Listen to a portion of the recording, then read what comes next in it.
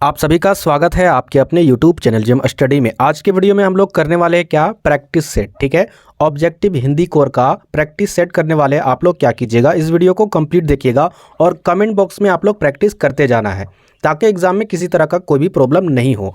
अगर आप नहीं जानते तो भी आप प्रैक्टिस कर सकते हो कमेंट बॉक्स में, कोई दिक्कत वाली बात नहीं है, कोई शर्म वाली बात नहीं है। अभी प्रैक्टिस करती हो, अभी गलत होता है कोई दिक्कत नहीं, एग्जाम में गलत नहीं होना चाहिए। ठीक है, तो चलिए वीडियो को शुरू करते हैं। यहाँ पर देखिए, खंड आ वाले पोर्शन में पद्यांश पूछे जाते हैं। पद्यांश क्या होता है, उसका मीनिंग कुछ और निकलता है। ठीक है, पद्यांश और गद्यांश में यही डिफरेंस होता है कि जो गद्यांश होता है इसमें आपको मीनिंग पता चलेगा, एक कहानी के जैसा रहेगा, लेकिन जो पद्यांश होते हैं उसमें मीनिंग पता नहीं चलेगा। ठीक है, मीनिंग अलग होता है, उसका लगेगा कि कुछ और बोल रहा है और उसका मतलब कुछ और निकलता है। यहाँ पर टोटल 1 से लेकर 3 प्रश्न इसमें पूछा जाएगा और उसका जवाब आपको देना है इस पद्यांश से। सबसे पहले मैं आपको पद्यांश पढ़ के बताऊंगा। ठीक है, वीडियो को कंप्लीट देखिएगा, बहुत ही ज़्यादा आपको नॉलेज मिलेंगे। सबसे पहले यहाँ पर देख लेते, सामने कोहरा घना है, मुझे यही कहता है, और मैं सूरज नहीं हूँ। अरे भाई, तुम सूरज तो नहीं हो, क्या इसी एहसास में जियो। और मैं कहता हूँ, या जैसा भी हूँ नन्हा सा, ना सही सूरज एक दिया तो हूँ, एक नन्हा दिया तो हूँ, क्यों ना उसी की उजास में जियूँ। जितनी भी है लौ मुझ में, हर आने वाला क्षण उसे लेकर जिया तो हूँ। कम से कम मैं उसमें तो नहीं, उड़ते फिर रहे थे जो जुगनू आंगन में, जो चांद दिल के बुझाए बैठे हैं, उन्हें भी मुट्ठियों में दबाए बैठे हैं, हर रात को अमावस बनाए बैठे हैं। तो यहाँ पर आपने देखा दीपक और अंधकार से रिलेटेड यहाँ पर ये आपका पद्यांश है। अब इसके क्वेश्चन आंसर को देख लेते हैं। ठीक है, देखिए, आप लोग के बहुत ही ज़्यादा रिक्वेस्ट पर मैं वीडियो लेकर आया हूँ। ठीक है, मैं 2 सब्जेक्ट खास करके हिंदी कोर, ठीक है, हिंदी कोर, ठीक है, इलेक्टिव की बात नहीं कर रहा हूँ, हिंदी कोर और दूसरा इकोनॉमिक्स। ठीक है, इकोनॉमिक्स, ये दोनों सब्जेक्ट मैंने ज़्यादा कुछ इसमें पढ़ा नहीं है, लेकिन आपके रिक्वेस्ट पर मैं हिंदी इलेक्टिव का छोड़कर सीधा हिंदी कोर ही आपके लिए मेहनत करके वीडियो लाया हूँ। ठीक है, अगर किसी तरह का एरर हो जाता है आंसर में तो मैं आपसे पहले ही क्षमा चाहता हूँ, माफ़ी चाहता हूँ उसके लिए। ठीक है, फिर भी आप क्वेश्चन आंसर को देखिए, बहुत आपके लिए इंपॉर्टेंट है ये सारे प्रश्न। यहाँ पर देखते हैं पहला क्वेश्चन क्या आपका, अभी आपने पद्यांश पढ़ा, अब यहाँ पर क्वेश्चन को देखते हैं। सामने कोहरा घना है, रेखांकित शब्द से तात्पर्य क्या है, इसका मतलब क्या है आपको बताना है। क्या धुंध है, क्या अंधेरा है, क्या अंधकार है। तो इसका मतलब यहाँ पर हताशा, निराशा है। मैंने अभी बताया पद्यांश में होते क्या है, आंसर कुछ और रहता है। देखो, लिखा तो कुछ और है, ऐसा लग रहा है कि इसका आंसर ये भी हो सकता है, इसका आंसर ये भी हो सकता है, इसका आंसर ये भी हो सकता है, लेकिन मीनिंग यहाँ पर निकल रहा है इसका हताशा और निराशा। तो इसका उत्तर ये होगा। याद रखिएगा, लगेगा कि आंसर यही है लेकिन उसको नहीं मार के आना है। आगे बढ़ते हैं, नेक्स्ट दूसरा क्वेश्चन, काव्यांश में छिपा संदेश है। क्या संदेश बता रहा है इस काव्यांश में, दीपक और अंधकार के बीच में जो कहानी यहाँ पर दिया गया है, पद्यांश दिया गया है, सॉरी पद्यांश, इससे हमें क्या सीख मिल रहा है। तो इससे हमें सीख मिल रहा है शक्ति भर जीवन जीने का। ठीक है, अगर आपके जीवन में अगर मुसीबत आ जाए तो आपको ये नहीं सोचना चाहिए कि मेरे लाइफ में बहुत मुश्किलें हैं, आपको ये सोचना चाहिए अभी छोटी सी चिंगारी सी लौ बची हुई लाइफ में कहीं ना कहीं रास्ता जरूर मिलेगा। ठीक है, यही यहाँ पर बताया जा रहा है। आगे बढ़ते हैं, नेक्स्ट क्वेश्चन नंबर तीसरा, दीपक और अमावस यहाँ प्रतीक है, किस चीज़ का प्रतीक है, दिए और अमावस्या का, अंधेरे और प्रकाश के, वस्तु और तिथि के, या फिर आशा और गहन निराशा के। तो यहाँ पर मैंने अभी बताया ना, यहाँ पर मीनिंग और निकलता है, ये सारे मीनिंग मैच कर रहे हैं ये तीनों, लेकिन ये यहाँ पर अलग मीनिंग इसका निकल रहा है, यानी आशा और गहन निराशा के। तो इसका उत्तर होगा ऑप्शन नंबर 4। ठीक है, चलिए आगे अब यहाँ पर देख लेते हैं नेक्स्ट वाले गद्यांश के क्वेश्चन आंसर। पहला क्वेश्चन तो आपका पद्यांश से होगा, टेंशन नहीं लेना है कि टफ आएगा। मैं इसी तरह तकरीबन 5 सेट का आपका ऑब्जेक्टिव और सब्जेक्टिव कराऊंगा, बस आपको चिंता नहीं करनी है। 100% इतना प्रैक्टिस हो जाएगा 5 सेट से कि अच्छा से अच्छा मार्क्स ले आओगे, इसकी गारंटी है। और आप लोग अगर किसी तरह का कुछ भी डाउट होता है पत्र लेखन से, निबंध लेखन से, अभिव्यक्ति माध्यम वाले क्वेश्चन से, और जितने भी टॉपिक से रिलेटेड प्रॉब्लम आते हैं, कैसे एग्जाम में क्वेश्चन आंसर लिखना है, कितने पेन यूज़ करने हैं, कहाँ कहाँ अंडरलाइन करना है, वो सारे मैंने वीडियो पहले बना दिए हैं। भले मैं बड़ा यूट्यूबर नहीं हूँ, मेरा वीडियो रैंक नहीं करता है, आपके पास पहुँचता नहीं होगा, लेकिन आप मेरे चैनल में जाकर देख तो सकते हो ना, तो देखिए, या फिर डिस्क्रिप्शन में लिंक भी अवेलेबल है, उस लिंक से भी जाकर देखिए और प्रैक्टिस कीजिए लिख लिख कर। ठीक है, किताबें लेकर आप पढ़िए मत, जितना हो सके सिर्फ लिखिए। क्योंकि आपको लिखकर जवाब देना है, बोलकर नहीं। चलिए यहाँ पर पढ़ लेते हैं, टाइम ज़्यादा नहीं आपका बर्बाद करते हैं। 4 से 8 तक जो भी क्वेश्चन है वो सारे गद्यांश के। अब गद्यांश क्या होता है? कहानी के जैसा होता है, इसमें चिंता करने की कोई भी बात नहीं है, इनसे आपको सिर्फ पढ़ना है। यहाँ पर पढ़ लेते हैं। कार्यकुशलता का पहला अंग तो यह है कि हम अपने कार्य को समय से निर्धारित कर उसे अच्छी तरह जानें। ठीक है, हम लोगों में अधिकतर लोग कार्य उठा तो लेते हैं पर उसे अच्छी तरह जानते ही नहीं और ना जानने का यत्न ही करते हैं। ठीक है, जब सफलता नहीं मिलती तो अपने को दोष ना देकर हम दूसरे को दोष देते हैं और बार बार कार्य बदलते हुए बड़े संताप में जीवन व्यतीत करते हैं। छोटे बड़े सभी कामों में यह देखा जाता है, हम लोगों में से अधिकतर लोग जो काम करते हैं उसमें पूरे तौर से योग्यता और निपुणता प्राप्त करने का यत्न नहीं करते।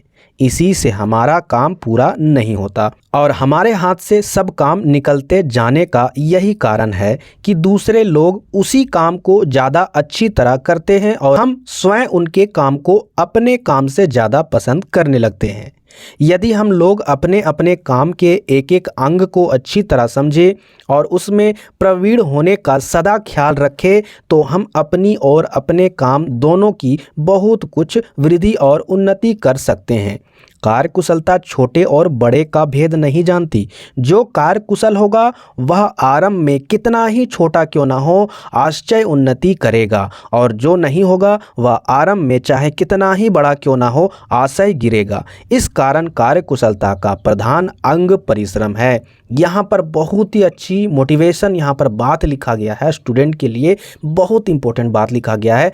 याद रखना, अगर आप जिस चीज़ को कर रहे हो आपको उसको एकदम डीपली सीखना है, पहले उसे समझना है। इसीलिए एग्ज़ाम में बोला जाता है, आप एग्ज़ाम में लिखोगे तो आपको सबसे पहले राइटिंग को सुधारना होगा लिख के, तभी आप सफल हो सकते हो। इस कहानी में समझे ना कि आप जिस काम को करने जा रहे हो, आप एग्ज़ाम लिखने जा रहे हो, क्या आप एग्ज़ाम लिखने के लिए पूरी तरीके से सफल और कुशल हो? नहीं, आपको आंसर आते हैं, एकदम फराटेदार बोल लेते हो, लेकिन राइटिंग के साथ नहीं लिख पाते, कोई फ़ायदा नहीं होगा। इसीलिए ना कहते हैं कि एग्ज़ाम के टाइम टॉपर स्टूडेंट बाहर चले जाते हैं, बोले तो नंबर कम आता है, लेकिन ऐसे ऐसे स्टूडेंट जिनकी राइटिंग अच्छी होती है, पढ़ने में एकदम कमज़ोर होते हैं, वो ताबड़तोड़ नंबर ले आते हैं। और लोग कहते हैं वो तो पढ़ लो ना, फिर भी इतना अच्छा नंबर वह कैसे ले आए लो। तो ये बात क्यों नहीं समझते? वो जो नंबर वाला आया वो अच्छी राइटिंग पर नंबर वाला आया है। समझ में आया ना? तो ये चीज़ मेन मुद्दा था। इस कहानी से मैं थोड़ा सा आपको बताना चाहता था कि आप लोग मेहनत कीजिए लिख लिख कर, चिंता नहीं कीजिए, टेंशन मत लीजिए कि क्या होगा नहीं होगा, कुछ भी होगा ताबड़तोड़ होगा, बस लिखने का प्रयास कीजिए। चलिए यहाँ पर देख लेते हैं क्वेश्चन। कार्यकुशलता का पहला अंग है कार्य का या की, तो कार्यकुशलता का पहला अंग क्या है? कार्य की क्या है? सोच समझकर निर्धारित करना, सभी बातों की जानकारी करना, समय से निर्धारण एवं उसकी गहरी जानकारी या समय पर समापन।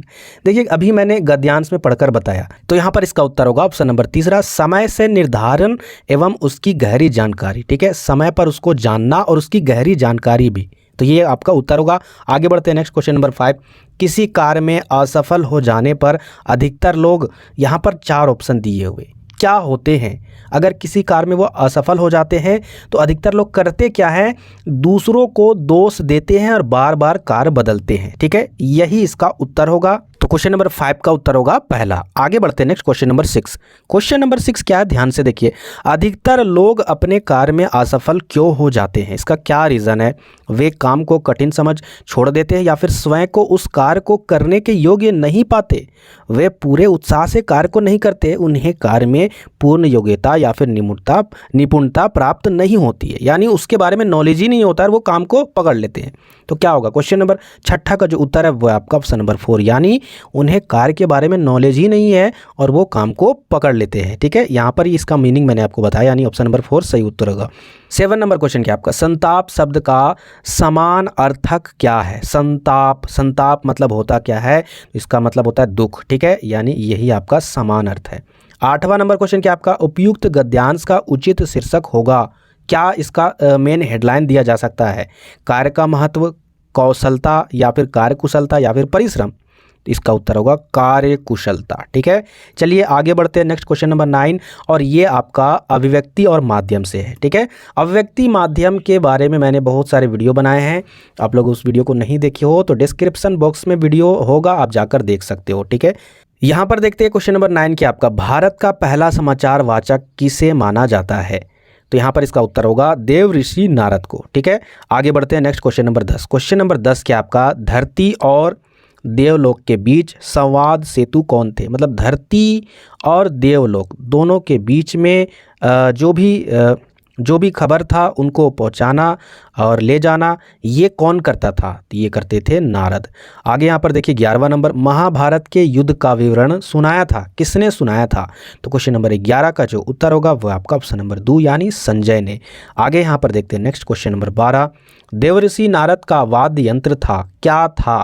तो इसका उत्तर होगा बीणा। ठीक है, आगे यहाँ पर देखते हैं next question number 13। Question number 13 क्या आपका हमें जनसंचार के आधुनिक माध्यम प्राप्त हुए हैं। जो जनसंचार के आधुनिक माध्यम, ठीक है, जो आजकल के ज़माने में उस माध्यम को यूज़ कर रहे वो हमें पुर्तगालियों से मिले हैं या फिर फ्रांसीसियों से या फिर अंग्रेज़ों से या फिर डच लोगों से। तो इसका सही उत्तर होगा अंग्रेज़ों से। आगे यहाँ पर देख लेते हैं क्वेश्चन नंबर 14। क्वेश्चन नंबर 14 क्या आपका समाचार पत्र, रेडियो, टेलीविज़न, इंटरनेट आदि प्राप्त हुए हैं, कहाँ से हुए। तो इसका उत्तर होगा क्वेश्चन नंबर 14 का दूसरा ऑप्शन यानी पश्चिम से। आगे यहाँ पर देख लेते हैं क्वेश्चन नंबर 15। क्वेश्चन नंबर 15 क्या आपका मानव जीवन अब संभव नहीं है, क्यों संभव नहीं है, किसके बिना, संचार के बिना, सैर के बिना, गप्पों के बिना या पढ़ाई के बिना। देखिए यहाँ पर इसका उत्तर होगा संचार के बिना। ठीक है, लेकिन यहाँ पर ये पढ़ाई के बिना भी संभव नहीं है, क्योंकि अगर पढ़ने ही नहीं आता हमें तो कोई भी संचार माध्यम वाला चीज़ जैसे अखबार हो गया, रिपोर्ट हो गया या मैगजीन हो गया उसको पढ़ कैसे सकते हैं। तो लेकिन आंसर नहीं देना है, मैं आपको बताना चाहता हूँ इसका उत्तर होगा संचार के बिना ही, लेकिन समझा रहा हूँ। ठीक है, कि पढ़ाई कीजिए। 16 नंबर क्वेश्चन क्या आपका जनसंचार माध्यमों का सकारात्मक और नकारात्मक प्रभाव पड़ता है। तो जनसंचार के जो माध्यम है, जो भी माध्यम है, उसका सकारात्मक और नकारात्मक प्रभाव किन किन पर पड़ता है, पक्षियों पर, पशुओं पर, सभी प्राणियों पर या लोगों पर। तो देखिए इसका उत्तर होगा सभी प्राणियों पर। ठीक है, आगे यहाँ पर देखते हैं नेक्स्ट 17 नंबर, सबसे बेहतर संचार करने की क्षमता और कुशलता है किसमें। ठीक है, पक्षियों की या मनुष्य की या फिर पशुओं की या फिर इनमें से कोई नहीं। तो इसका उत्तर होगा मनुष्यों की। ठीक है, सबसे अच्छा वही कुशल है। आगे यहाँ पर बढ़ते हैं नेक्स्ट खंडगा। अब खंडगा में कौन कौन से क्वेश्चन आएंगे, बुक वाले क्वेश्चन। तो बुक वाले क्वेश्चन आप लोग जितने भी काव्यांश है उन सभी का आप लोग हिंदी अनुवाद कम से कम वीडियो के माध्यम से या किसी चीज़ के माध्यम से, किताब से आप लोग एकदम कहानी जान लो, तभी आंसर लिख पाओगे, वरना बहुत प्रॉब्लम होने वाले हैं। तो चलिए यहाँ पर प्रैक्टिस करते हैं किताब वाले क्वेश्चन को। 18 नंबर क्वेश्चन क्या आपका हरिवंश राय बच्चन का जन्म कहाँ हुआ था। तो 18 नंबर का जो उत्तर है वो आपका ऑप्शन नंबर दूसरा इलाहाबाद में। 19 नंबर क्या आपका पतंग कविता के रचनाकार का क्या नाम है। तो क्वेश्चन नंबर 19 का जो उत्तर है वो आपका ऑप्शन नंबर पहला यानी आलोक धनवा। आगे बढ़ते हैं next question number 20। Question number 20 क्या आपका कवि के अनुसार दूरदर्शन अपने स्वार्थवश क्या गलत कर रहा है। तो यहाँ पर इसका उत्तर होगा दूसरा यानी ऑप्शन नंबर दूसरा अपाहिज को अपमानित। ठीक है, यानी क्वेश्चन नंबर 20 का जो उत्तर है वो आपका ऑप्शन नंबर दूसरा। 21 नंबर क्वेश्चन क्या आपका गजानन माधव मुक्ति बोध का जन्म मध्य प्रदेश में कहाँ हुआ था। तो क्वेश्चन नंबर 21 का जो उत्तर है वो आपका पहला यानी सोयरपुर ग्वालियर। ठीक है, आगे यहाँ पर देखिए 22 नंबर क्वेश्चन शमशेर बहादुर सिंह ने किसका संपादन किया। तो क्वेश्चन नंबर 22 का जो उत्तर है वो आपका ऑप्शन नंबर दूसरा यानी हिंदी उर्दू कोश। ठीक है, आगे बढ़ते हैं नेक्स्ट 23 नंबर क्वेश्चन निराला कैसे कवि थे। तो क्वेश्चन नंबर 23 का जो उत्तर है वो आपका ऑप्शन नंबर तीसरा यानी छायावादी। आगे यहाँ पर बढ़ते हैं नेक्स्ट 24 नंबर कवि तावली की भाषा कैसी है। तो क्वेश्चन नंबर 24 का जो उत्तर है वो आपका ऑप्शन नंबर तीसरा यानी वन, सहज एवं प्रवाहमयी और सरल, यानी ये दोनों, यानी ऑप्शन नंबर तीसरा उत्तर होगा। आगे बढ़ते हैं नेक्स्ट क्वेश्चन नंबर 25 आकर्षक में कौन सा अलंकार प्रयुक्त हुआ है। तो ये आपको बताना है। तो क्वेश्चन नंबर 25 का जो उत्तर है वो आपका पहला ऑप्शन यानी रूपक। आगे यहाँ पर देखिए क्वेश्चन नंबर 26 है फिराक गोरखपुरी का मूल नाम क्या था। तो यहाँ पर देखिए इसका उत्तर होगा क्वेश्चन नंबर 26 का ऑप्शन नंबर 1 यानी रघुपति सहाय। आगे यहाँ पर देखिए 27 नंबर और 27 नंबर क्वेश्चन क्या आपका ध्यान से देखिए धान के खिला को क्या कहते हैं। धान के जो खिला होता है उसको क्या कहते हैं। तो क्वेश्चन नंबर 27 का जो उत्तर है वो आपका ऑप्शन नंबर दूसरा लावे। ठीक है, यानी यहाँ पर ये उत्तर होगा। 28 नंबर क्वेश्चन क्या आपका ध्यान से देखिएगा छोटा मेरा खेत कविता में किस तत्व की प्रधानता है। तो क्वेश्चन नंबर 28 का जो उत्तर है वो है आपका ऑप्शन नंबर दूसरा काल्पनिक तत्वों की, ठीक है। चलिए आगे बढ़ते हैं नेक्स्ट 28 के बाद 29 नंबर क्वेश्चन। 29 नंबर क्वेश्चन क्या आपका, महादेवी वर्मा का जन्म किस वर्ष हुआ था? तो क्वेश्चन नंबर 29 का जो उत्तर है वो आपका ऑप्शन नंबर 1 यानी 1907 में। 30 नंबर क्वेश्चन क्या आपका, बाजार रूपण से क्या तात्पर्य है? बाजार रूपण से क्या तात्पर्य ये आपको बताना है। तो क्वेश्चन नंबर 30 का जो उत्तर होगा वो है आपका पहला ऑप्शन यानी बाजार का आकर्षण। यहाँ पर देखते हैं 31 नंबर क्वेश्चन, बच्चे क्या जयकार लगाते थे? तो क्वेश्चन नंबर 31 का जो उत्तर है वो है आपका ऑप्शन नंबर पहला यानी बोल गंगा मैया की जय, ठीक है, यानी बोल गंगा मैया की जय, ये जय जयकार लगा रहे थे। 32 नंबर क्वेश्चन क्या आपका, फणीश्वर नाथ रेणु का जन्म किस वर्ष हुआ था? तो क्वेश्चन नंबर 32 का जो उत्तर है वो आपका ऑप्शन नंबर पहला यानी सन 1921 ईस्वी में। आपने भी क्या देखा इतने सारे क्वेश्चन आंसर में डेट ऑफ बर्थ बहुत ज़्यादा पूछे जा रहे हैं, तो डेट ऑफ बर्थ वाले क्वेश्चन एकदम डीपली आपको देखना है। चलिए आगे बढ़ते हैं नेक्स्ट 33 नंबर क्वेश्चन क्या आपका, लुट्टन को किसने पाला था? तो यहाँ पर देखिए क्वेश्चन नंबर 33 का जो उत्तर है वो आपका ऑप्शन नंबर दूसरा सास ने। आगे यहाँ पर बढ़ते हैं नेक्स्ट 34 नंबर, चार्ली की फिल्में किस पर आधारित है? तो यहाँ पर इसका उत्तर होगा क्वेश्चन नंबर 34 का, बहुत ही सिंपल है इसका उत्तर, वो आपका ऑप्शन नंबर पहला यानी भावनाओं पर, ठीक है। आगे यहाँ पर बढ़ते हैं नेक्स्ट 35 नंबर, चार्ली का पिता कौन था? तो क्वेश्चन नंबर 35 का जो उत्तर है वो आपका ऑप्शन नंबर दूसरा यहूदी, तो इसका उत्तर होगा दूसरा। आगे यहाँ पर देखिए 36 नंबर क्वेश्चन क्या आपका, हमारा वतन तो जी लाहौर है, यह कथन किसका है? तो क्वेश्चन नंबर 36 का जो उत्तर है वो आपका ऑप्शन नंबर 4 यानी सिख बीवी का, ठीक है। यहाँ पर इसका उत्तर होगा ऑप्शन नंबर 4। आगे यहाँ पर बढ़ते हैं नेक्स्ट 37 नंबर क्वेश्चन क्या आपका, शिरीष के फूल को किस भाषा में कोमल माना जाता है? तो यहाँ पर देखिए क्वेश्चन नंबर 37 का जो उत्तर है वो आपका ऑप्शन नंबर पहला यानी संस्कृत। आगे बढ़ते हैं नेक्स्ट क्वेश्चन नंबर 38 क्या आपका, जाति प्रथा किसका आधार नहीं होनी चाहिए? तो क्वेश्चन नंबर 38 का जो उत्तर है वो आपका ऑप्शन नंबर तीसरा यानी श्रम विभाजन।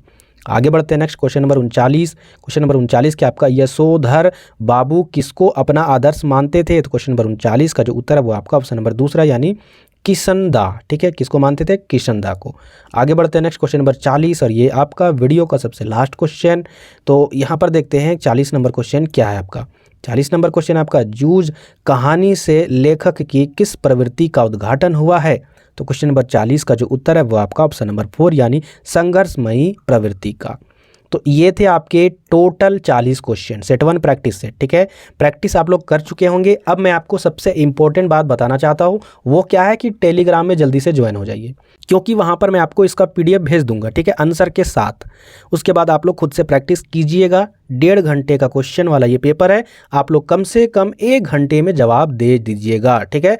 किस में प्रैक्टिस करना है? अब आपको OMR शीट पर ही प्रैक्टिस करना है। आप सोच रहे होंगे कि ये OMR शीट अब कहाँ से लाऊं? देखिए आपने वर्मा खरीदा होगा, शर्मा खरीदा होगा, तो उसमें OMR शीट है, उसका क्या कीजिएगा, फ़ोटो कॉपी करा लीजिएगा। फ़ोटो कॉपी कराने के बाद 10, 15, 20, 25, 50 जितना भी फ़ोटो कॉपी करा लीजिएगा। कराने के बाद आप वहाँ पर प्रैक्टिस कर सकते हो। अगर OMR शीट का प्रैक्टिस नहीं करोगे तो, क्योंकि 1.5 घंटे का समय बहुत कम है, ठीक है, अगर OMR शीट के तरफ से अगर देखा जाए, क्योंकि अगर प्रैक्टिस नहीं रहेगा तो आपको पता चलेगा कि आपने बहुत ही कम क्वेश्चन अटेम्प्ट किए हैं। इसीलिए प्रैक्टिस कर लेना है OMR शीट का, ठीक है। और जो भी नए व्यूअर है यार, आप बड़े बड़े चैनल को जो सिर्फ 1-2 महीने पढ़ाते हैं, सोचिए उन्हें आप कितने सब्सक्राइब करते हैं। और मैं तकरीबन 3 से 4 महीने पहले से आपको कंटेंट प्रोवाइड करा रहा हूँ, सही वीडियो बताता हूँ, सही तरीका बताता हूँ, सही बुक बताता हूँ पढ़ने का, फिर भी आप हमें सपोर्ट नहीं करते। इतना ख़राब लगता है। ये आप ही अपने पैर पर कुल्हाड़ी मार रहे, अपने भविष्य को बर्बाद कर रहे। क्योंकि अगर अच्छा यूट्यूबर अगर आपको नहीं मिले साल भर पढ़ाने का, जी हाँ साल भर पढ़ाने का, फिर सोचिए आप टॉपर कैसे बनोगे। जब टॉपर नहीं बनोगे तो फिर सोचिए आप एक अच्छा टीचर कैसे बनोगे। क्या आपके लिए सिर्फ नंबर लाना ही काफ़ी है 2-3 महीने पढ़कर? ठीक है, तो आप लोग सपोर्ट कीजिए, ठीक है, क्योंकि नेक्स्ट सत्र में मैं चाहता हूं कि पूरे साल भर का NCERT बुक का कंटेंट झारखंड के इतिहास में पहली बार होने वाला है, ठीक है। तो ये आपके सपोर्ट से ही हो पाएगा पॉसिबल, ताकि आपके छोटे बड़े भाई जो भी है आने वाले सत्र में जो भी पढ़ने वाले हैं उन्हें पूरा कंटेंट मिले। लेकिन इसके लिए मुझे आपका सपोर्ट चाहिए। आज की वीडियो में इतना ही, फिर मिलते हैं नेक्स्ट वीडियो में।